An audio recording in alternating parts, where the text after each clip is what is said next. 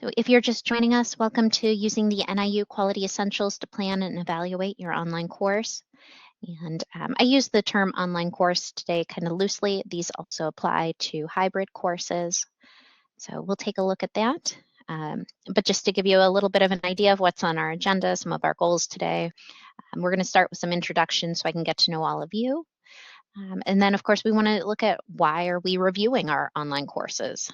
So before we can get to the review process, we need to know kind of what spurs that decision.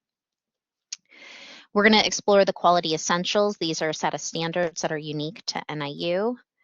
We're also going to look at how you can integrate those into your course lesson planning. And finally, we're going to wrap it up with the quality essentials course review process. So there's a couple of components to that. So anytime you have a question, feel free to jump in. You can turn on your microphone. You could type in the text chat, but we'll also have that final Q&A period at the end as well. Welcome, Melissa. I'm glad you could join us. You're just in time, so I think we're going to switch now just to the introductions. So again, if you prefer your microphone, that's fine. Otherwise, you can just type in the chat, but let us know your name, kind of your role, and then I would just love to know a little bit about what piqued your curiosity or interest with this workshop. So I'll let you type for a moment.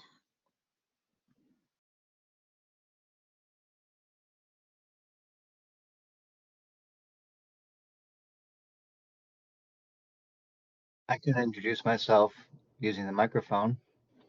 Go for it. Okay. Hi, everyone. My name is Kevin, and I'm new to NIU. This is my second week. And so I work with Megan in the Center for Innovative Teaching and Learning.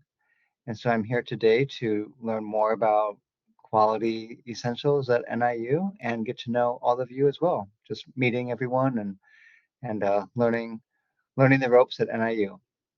I'm glad to be here. Thank you. Kevin, we're so excited to have you. For those of you who have not met Kevin yet, he's an experienced instructional designer, and we're just so fortunate that he joined our team. So we're looking forward to a lot more workshops with him. I can go next. Hi, everyone. My name is Melissa Walter. I'm an assistant professor of human development and family sciences. And I've been here since 2018, started on the tenure track in 2019. And interested in this workshop because we've been doing a lot of work in the field of child development around working with non-traditional learners, individuals who are working in the like childcare settings throughout the day. So we're doing a lot of online course programming. And we're really trying to figure out how we can make sure that our online courses are the highest quality they can be. And so I'm really excited to learn about quality essentials at NIU. Excellent. Welcome. Thank you, Melissa. That's wonderful. I'll see if we can come up with some good ideas for you. And Nihal, I see you're welcome in here. And so you're from the Department of Rehabilitation Counseling. Excellent. Is there anything particular that you wanted to get out of this workshop at all? I can go next too. So I'm Stella Tadalay, new assistant professor of marketing. So I have been assigned to new online courses. I was hoping that with this class I can learn more about setting up the online classes. Glad to meet you all virtually. Welcome, Stella. Excellent. Thank you. All right, well, I think I'm going to go ahead and I'm just going to switch slides and we'll dive right in. So I wanted to take a look at what actually kind of prompts us to review our online or our hybrid courses as it may be. And so I've come up with 3 possibilities really that seem to come up a lot, especially at NIU. So these are in no particular order. But one of the things that happens at NIU a lot is that you may have inherited a course that is in need of revision. Sometimes this happens at the last minute, but oftentimes one instructor will begin teaching that course, and either that instructor will share the course materials with you as it transitions into your hands, or your department chair may say, this is the existing course, and go ahead and update it. So that's one reason that a course may need to be reviewed, because we're already thinking about how it's going to change once it transitions ownership. Another possibility for why we might review our course is mid-semester or midstream. So as you're going along throughout your course, you might be collecting some feedback from your students, and you're going to have to do some of these spur-of-the-moment changes, but you're going to modify and make those changes mid-course. And then the third other reason here is that you might start looking at your course once it has concluded. So we get those student evaluations back, and you're going to assess what you thought worked well, what your students thought worked well, also what areas they seem to struggle with. And so, of course, we're going to try to make some changes, based on that feedback that we collect from our students.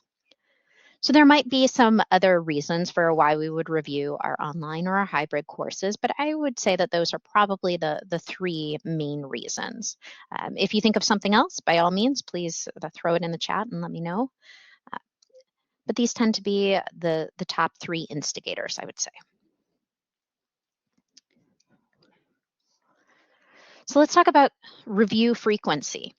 So one of the things that many of you are aware of is that NIU is a Quality Matters institution. And what that means is that we ascribe to Quality Matters standards. How many of you have heard of QM? You can raise your hand. There's a little icon at the bottom of the screen. Perfect. Okay. Excellent. So I see some hand raising going on. If you're not familiar with Quality Matters, it started out as a federally funded grant project, and then it evolved into this nonprofit quality assurance program. So Quality Matters has a set of rigorous standards for how to assess online course quality. Now, one of the things that we know about Quality Matters is that they do not guarantee that by following their standards, you will achieve maybe accreditation standards. But because they are so rigorous, oftentimes by default, you do. So this is one of the reasons that we ascribe to the Quality Matters rubrics. So Quality Matters has a set of standards for which you can build your course online course quality, and then somebody can go in, actually it's a team of 3 people will go into your course if you want your course reviewed, and they will assess your course for you. So assuming that your course meets their standards, according to that course review process, your certification will last anywhere from 3 to 5 years. And I put this on here because it depends what type of certification you're going for. However, at the higher education level, so for us, if your course is reviewed by Quality Matters, it lasts for 5 years. Yes, Melissa, I see a hand. Yeah, I just have a question about when a course lasts for 3 to 5 years after certification. Like I make changes to my course every semester. So like once it receives Quality Matters, does that mean you can't make any changes to it or update it after that point? You certainly can make changes and update it, and I think they anticipate it. Okay. But you get recognized kind of on their website for about 5 years. Oh, okay, perfect. Thank you. I just always kind of wondered that once it gets, that stamp of approval, if you can still, do what is good teaching and you make those changes. Yes. Yes, and absolutely. Quality Matters believes firmly in this idea that we don't just peak and that we've hit our stride and now our course is wonderful and perfect and no changes need to be made. Online course quality is constantly evolving. So actually probably making those changes along the way will help you for when you go to recertify or to restart the process. Perfect. Thank you.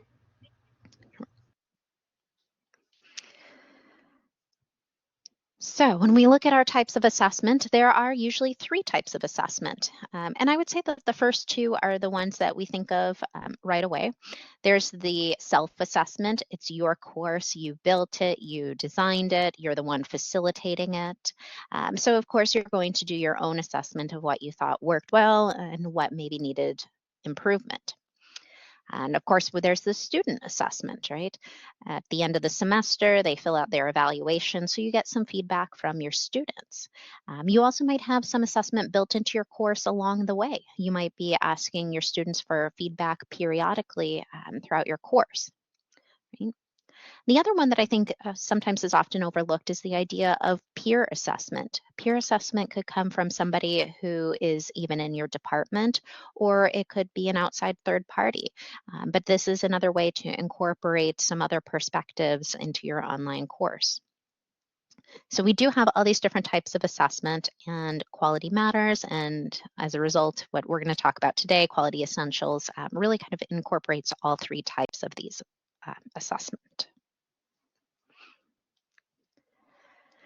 So of course you're wondering, well, okay, if we're a quality matters institution, what does that mean? What are the quality essentials?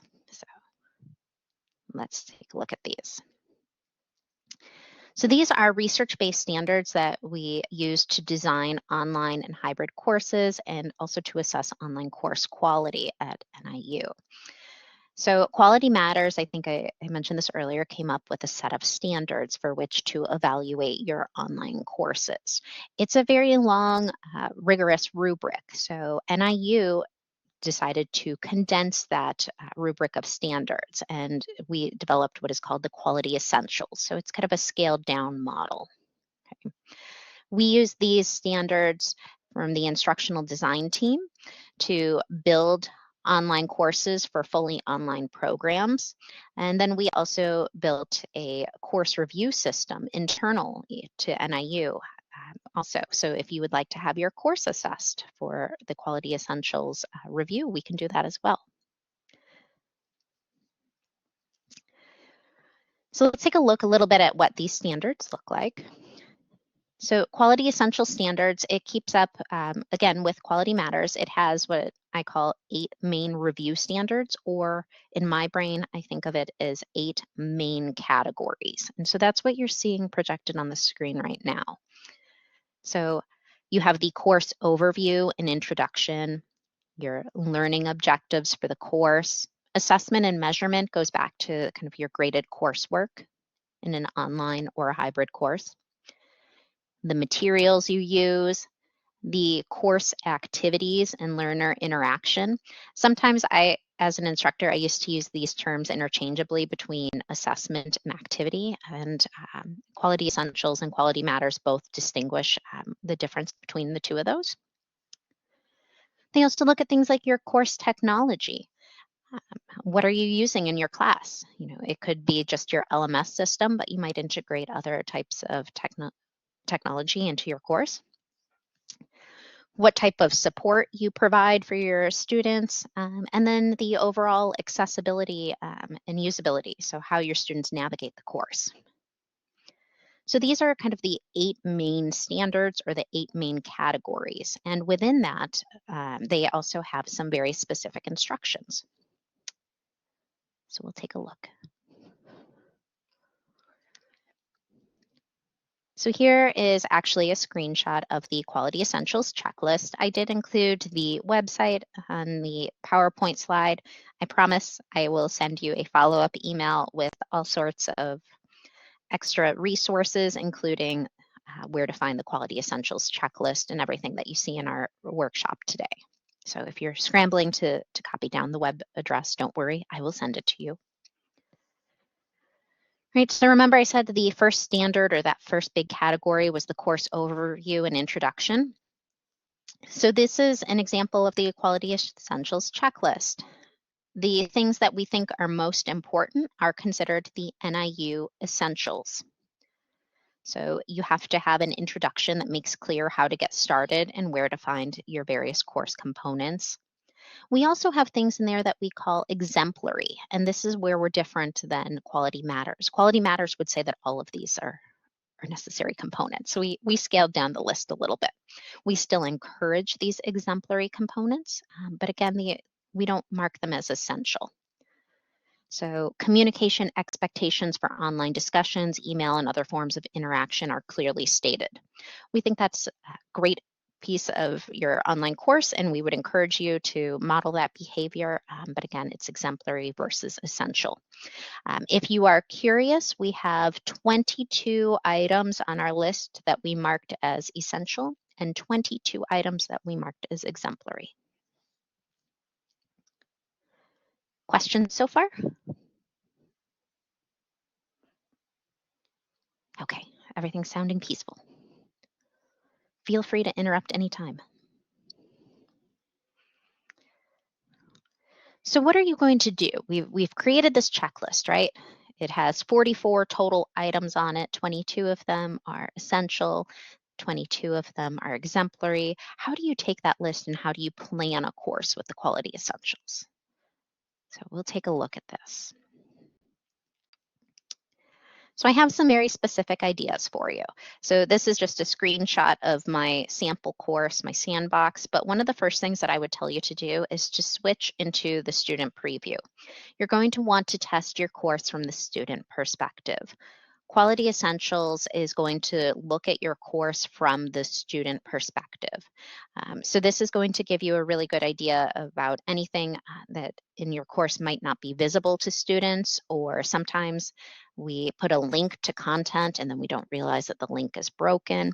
So it's always a really good idea just to test out your course from the student perspective.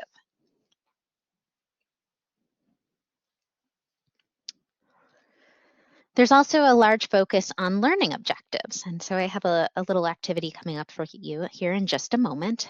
But these are, again, some general guidelines that align with quality essentials and thus, of course, align with quality matters.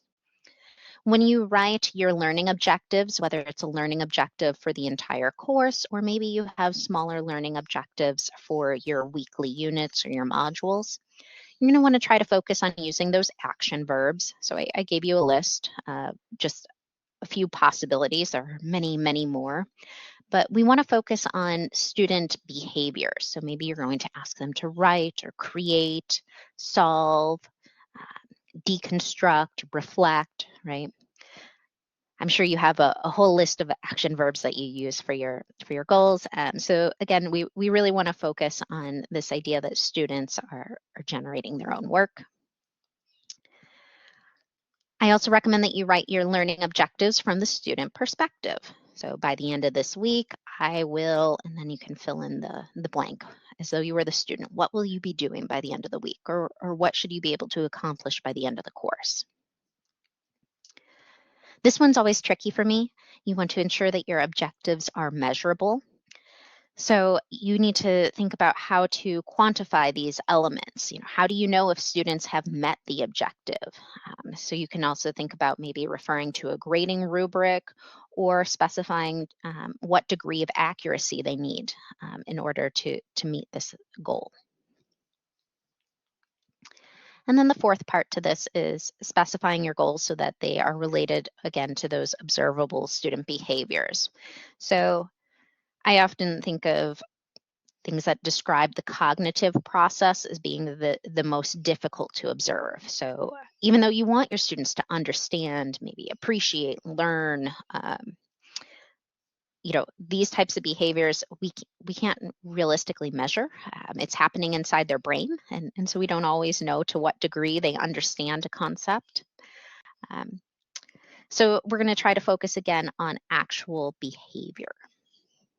And I did put a second one on there. You might want to avoid statements like students will clearly express their research intent. An issue with that type of a statement is that what's clear to them might not be clear to you. So again, we're going to want to try to be very specific with our speech when we write our objectives. All right, so I promised you an activity. So let's just start with number 1. But in the text chat, on a scale of 1 to 5, 5 being the best or the highest, how would you rate this learning objective? I'll just read number 1. So we'll start with this one. At the end of this unit, students will be able to explain the key historical events leading up to the Civil War.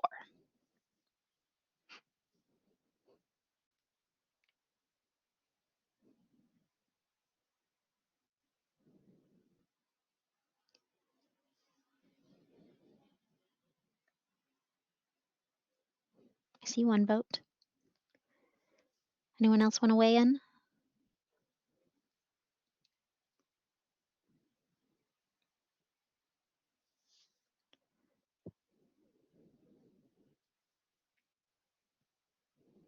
All right. I see a little bit of discrepancy. I see a 2, a 3, a couple of 4s. Anyone want to discuss what shaped their decision?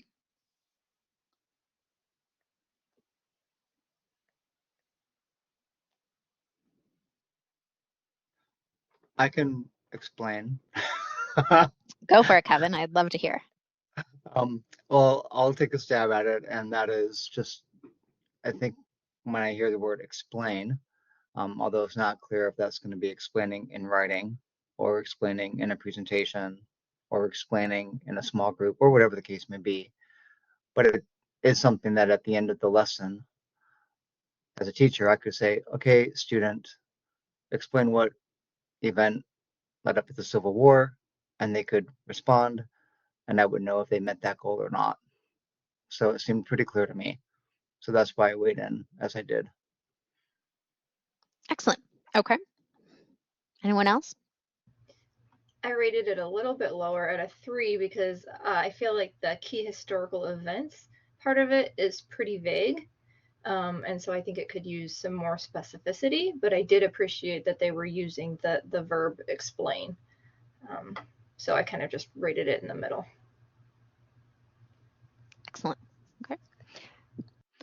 I really love this type of an activity because sometimes we think, oh, I'm working my way up towards having a quality matters, team review my course. Well, a team of 3 people are going to be looking at your course. And so they might actually have the same type of reaction, right? Some of them are going to say, oh, it's a 4. Some of these might say it's a 3. So it's kind of a nice way to take a slight angle into how does the course review process work, right? We're dipping our toes into this. So some other criticisms that have been mentioned about this type of a learning objective is that it doesn't quantify how many historical events students are going to have to be able to explain, right? There are a lot of historical events that maybe led up to the Civil War. So again, there's this idea that maybe this needs to be a little bit more quantifiable so that students know how they are being assessed. In addition to also what Kevin mentioned, right? What do you mean explain the key historical events? Are they doing this in an essay? Is this an oral exam? So there's a lot of things that maybe we have some questions about. All right, we have one more on here. So by the end of this course, students will be able to demonstrate and explain improper blood drawing techniques in a clinical environment. Scale of 1 to 5. What do you think on that one?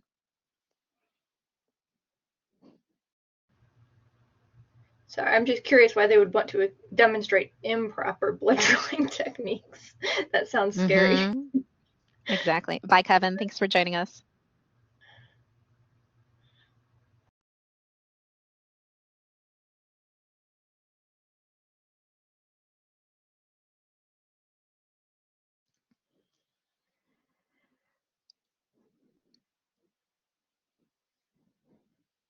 Yes, there's a lot going on with that statement. Improper blood drawing techniques. It doesn't make me want to volunteer to be a guinea pig in the clinical environment.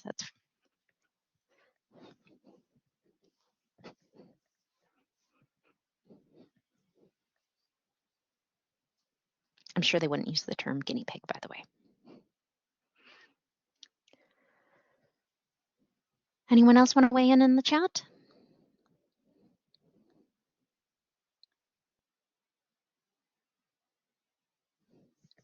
Okay. So what are some things that could be improved on that one?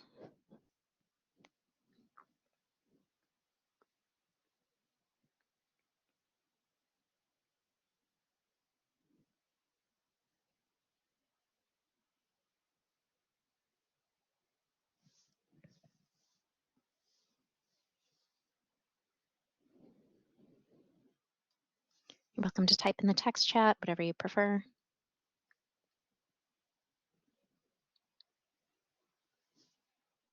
I do have a question. This Yes. one has two kind of two different objectives in it, demonstrate and explain, which are two different things. Is it recommended that those are typically written as separate objectives?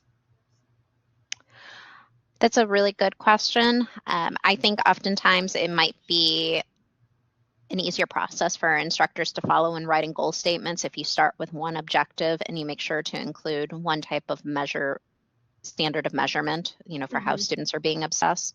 All right, if I could speak. How students are being observed and how they are being assessed. I think I kind of smushed two words together there. So I think that is an excellent question. I think it does lead into how this could be improved. We have two goals in this statement. So following that logic, we need to have two examples of how our students are going to be assessed for each of those goals. If that's too much to squeeze into one sentence, then yes, I think it would be perfectly acceptable to break that up into two separate learning objectives. So I also think, maybe you want to explain improper blood drawing techniques, as well as, some sort of, measurement for how that's going to be determined. And then as far as demonstrating blood drawing techniques, again, I think that would probably go back to the idea for accuracy and clarity with your students. You probably want them to demonstrate the proper procedure. Excellent. And I did have some other, kind of examples here too. Students will understand the principles of effective communication. Again, it's not very specific. We don't know how this is being measured. And the other one here is students will develop critical thinking skills. Certainly, we do want our students to develop critical thinking skills, but as a goal, that does leave a little bit to be desired. Same thing, we are lacking sufficient detail. And the way that I always think about this is I have a little nephew, and if you talk to him, he will tell you with complete assurance that he knows how to swim. And he's not lying. In his mind, he knows how to swim.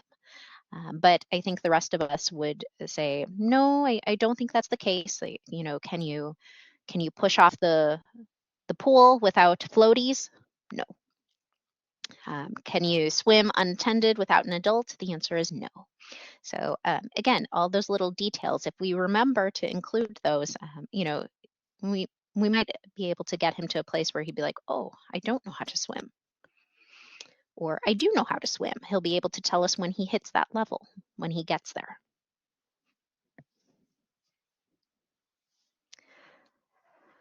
All right, so one of the things that we also wanted to think about with the quality essentials is facilitating interaction. This was a new update that came out with the Quality Matters rubric, the 7th edition. It just came out last year. It came out, I think somewhere around July. I'd have to look at the exact month. But we're seeing more and more emphasis on course design that facilitates interaction. So there's going to be 3 different types of interaction typically found within an online course. There's going to be the interaction between the student and the instructor, the interaction between peers, and then of course the interaction between students and their content. There are interestingly quite a few studies out there. Does anybody know which interactions students typically prioritize?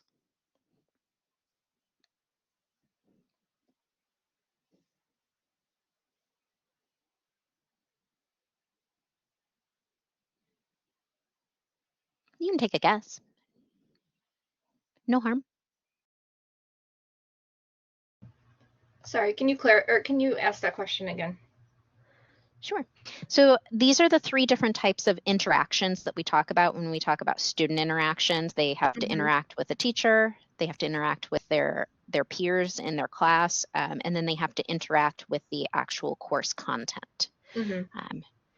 So students typically prioritize one of these interactions above the other two. Do you have any idea what they would prioritize? Yeah, I would guess peers.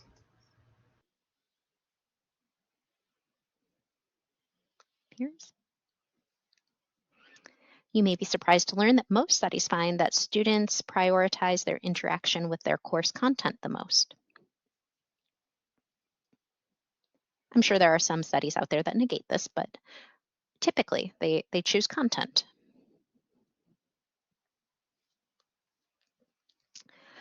Okay, so just a fun little tidbit for you. All right, so going back to other resources that we can utilize, one of the things that we're getting into now is the idea of regular and substantive,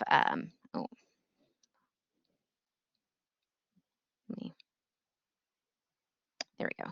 I put these in the wrong order. Okay, one of the ideas that we get to is this idea of regular and substantive interaction. And when we talk about regular and substantive interaction, it is a federal policy, but it's also just a best practice as well. And so again, I have this website up here. I will send this to you in the follow-up email.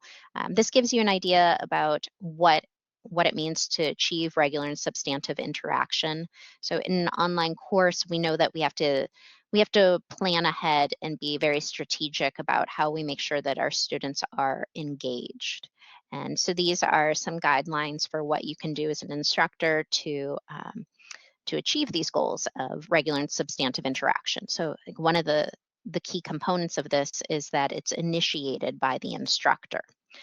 So we give some examples of regular and substantive interaction, what it could look like, and then we also give some examples of what it does not mean to, if you think like, oh, does this meet these criterions for regular and substantive interaction. So we give you both examples on this website.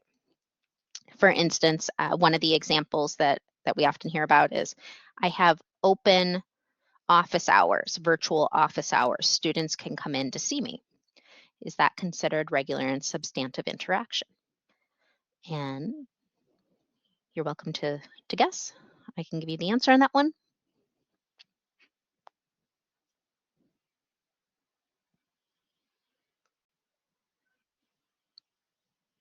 Correct. No, that does not meet regular and substantive interaction because oftentimes a lot of students will not come visit you during your virtual office hours. Now, if you wanted to revise it so that it does meet regular and substantive interaction, you could have students sign up, and it is mandated that they come and visit and talk with you during your virtual office hours. In that way, you would meet the requirements. Okay, since I seem to have misordered these slides, let me go back. Okay. Another thing that we can do to help, kind of achieve these quality essential standards, again, utilizing our resources, is we offer these Blackboard course templates. These were created by the Center for Innovative Teaching and Learning, specifically the instructional design team. And so many of the components that are mentioned in the quality essential standards are already built into these course templates. If you've never seen the Blackboard course templates, they are fully customizable. So you can change things, you can add things. If there's maybe a section that you're not using, you could delete it. But the idea here is that we've created kind of a template for you to upload all of your course content, and it has some placeholders already pre-developed with specific content for your students. So I apologize, I know this is a little bit small, but this is a screenshot of what the template looks like. So, we even have a folder for student support. And as soon as you click the student support folder, it gives students all these different resources, things like where to go if they have technology questions, where to go for tutoring, all sorts of different built-in support structures that are offered at NIU. So you as the instructor don't have to scramble to gather together all of these resources. Instead, you can just focus on putting your unique course content in here. Had anybody ever seen any of these templates?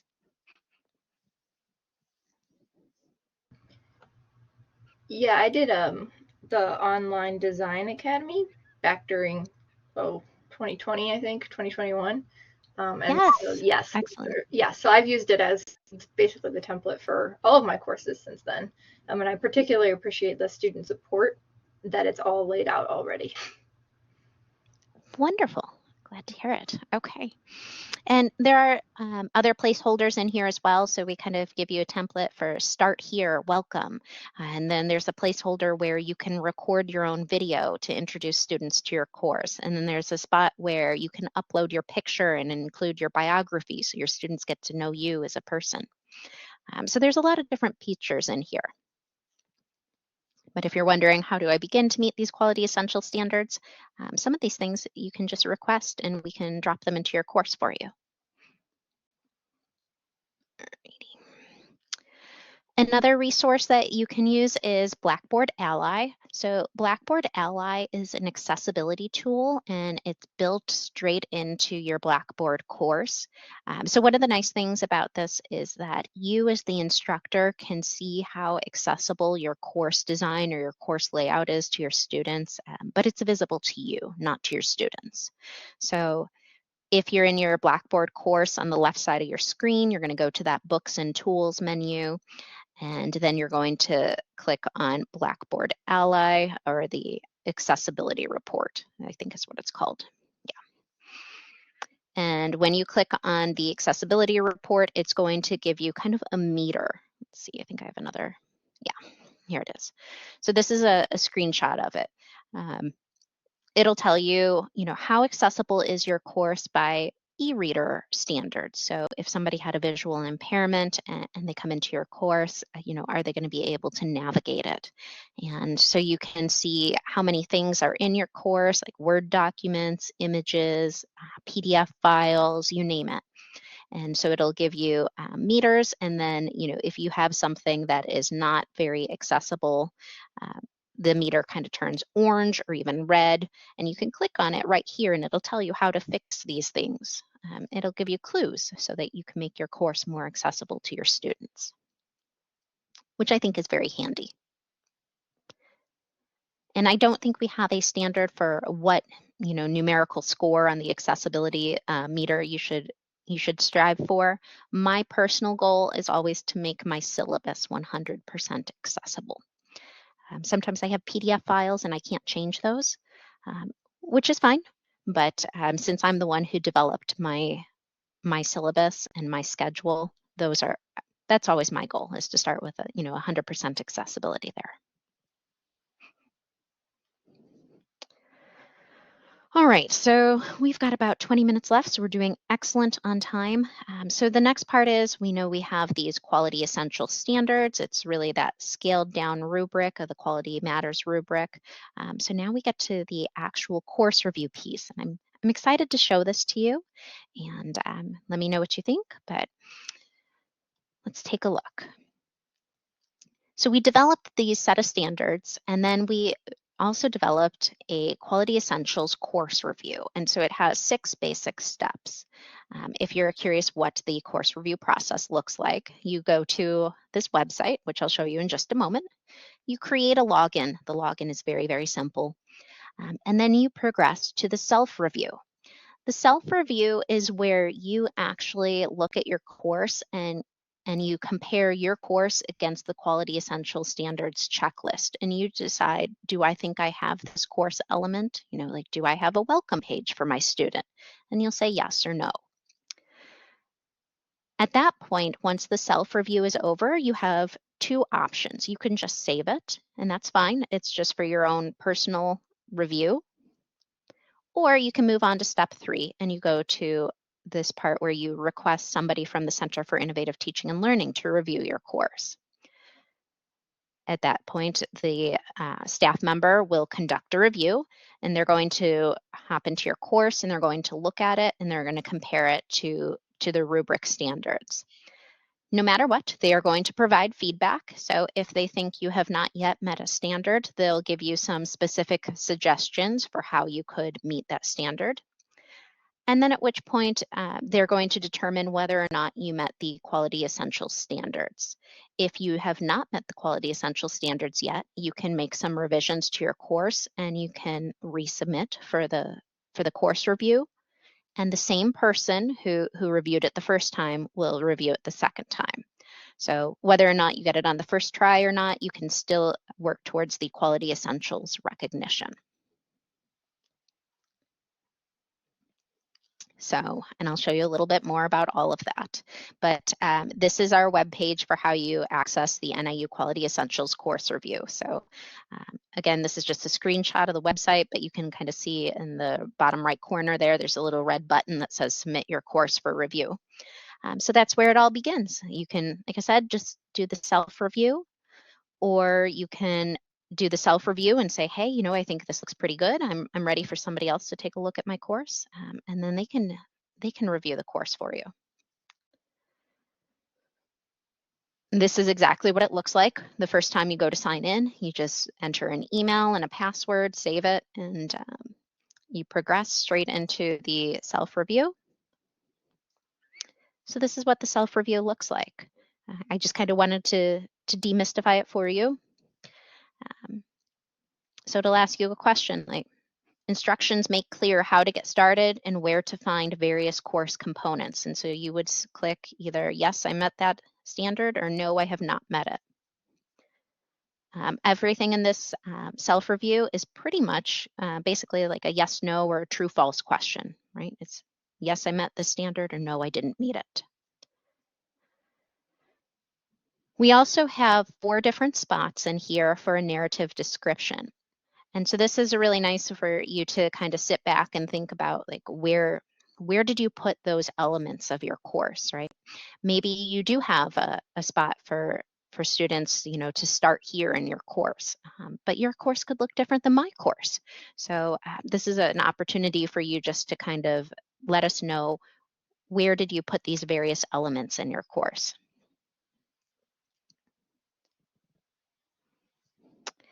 And then finally, so once you finish the course, you do the self-review, then you ask somebody else from the CITL department to review your course, at which point you've earned the Quality Essentials course recognition. So this is kind of where you get to the celebration phase. So we have a digital badge that you can post in your course, and that's what this is, this little circle that you see on the screen. So you can post this in your course so that students can see that it's been recognized for your outstanding course design. You are also going to get a letter from the Office of the Provost, and so it gets sent to your department chair as well. So it's just, again, is acknowledging and recognizing you for your outstanding course design. This is also particularly helpful if you are tenure track and you wanted to add kind of to your portfolio of accomplishments. Then we also have the Quality Essentials website recognition. So we have an entire website devoted to recognizing which courses at NIU have achieved this status. And last but not least here, the follow-up to this is that we have some tips for where you can go next, because we don't think that course design is just, you know, you plateau, you hit this achievement and you're done. So there's additional levels that you can go with your course design quality. So maybe you want to apply for the Excellence in Online Teaching Award at NIU. That could be your next step. There's also the Blackboard Exemplary Course Program Review. So this is where a third party from Blackboard would come in and review your course for your course design. And then kind of at the top of the tier here is the Quality Matters course review. Quality Matters tends to be the most rigorous, so we usually encourage you to try to do this in stages to work towards a Quality Matters course review. All right. And this is just kind of an example of the letter that you would get from the Office of the Provost. Well, actually, this is not the exact letter, but you do get an email, pardon me. This is the email confirmation. So as soon as you achieve the Quality Essentials recognition, you're notified via email, and then you get a much more formal letter, I should say, from the Office of the Provost. So everybody knows right away that you achieved this level of course design.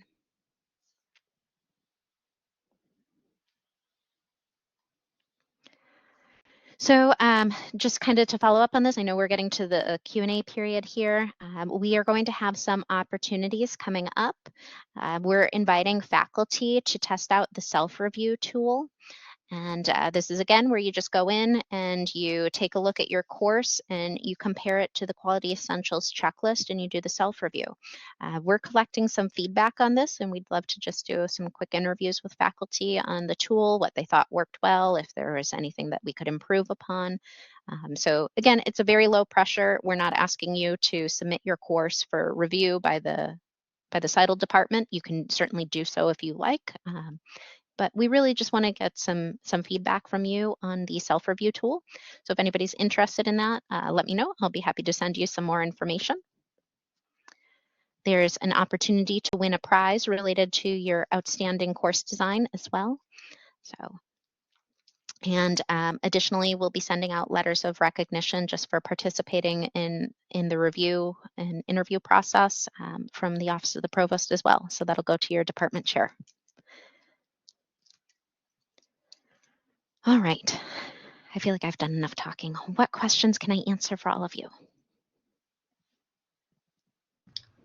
I just have a question, and maybe you addressed it at the beginning. I apologize that I was late, but about the difference between Quality Essentials and Quality Matters in terms of, I know that it's a different review process, but in terms of the items that are reviewed, or like how big of a step is it once you get Quality Essentials if you then want to get the official Quality Matters?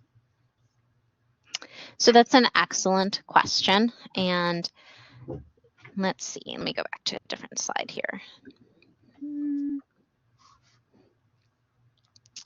The Quality Essentials checklist has 22 different items that we check for, and in order to get the Quality Essentials recognition, you have to hit all 22 kind of components of that.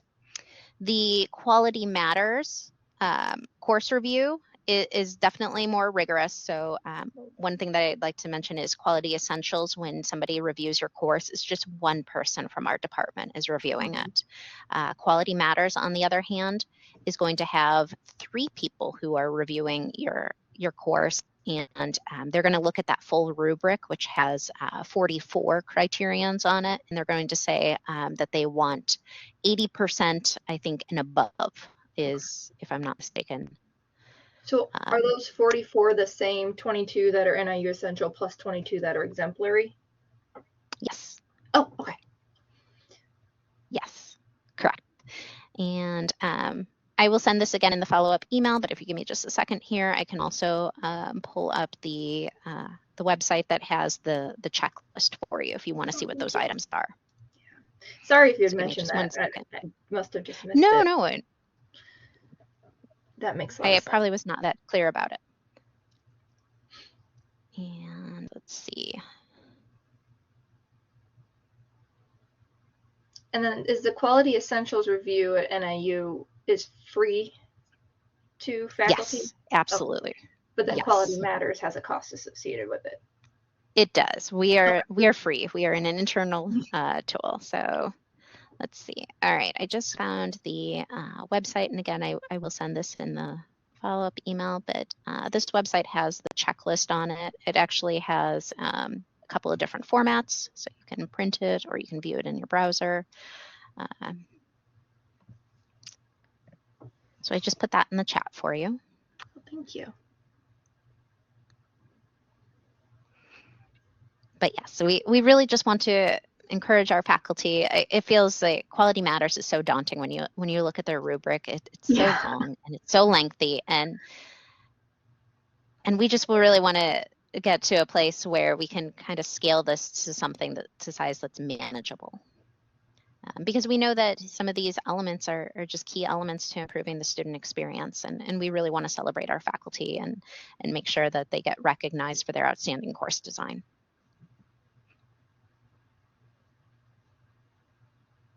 All right, I am going to turn off the recording.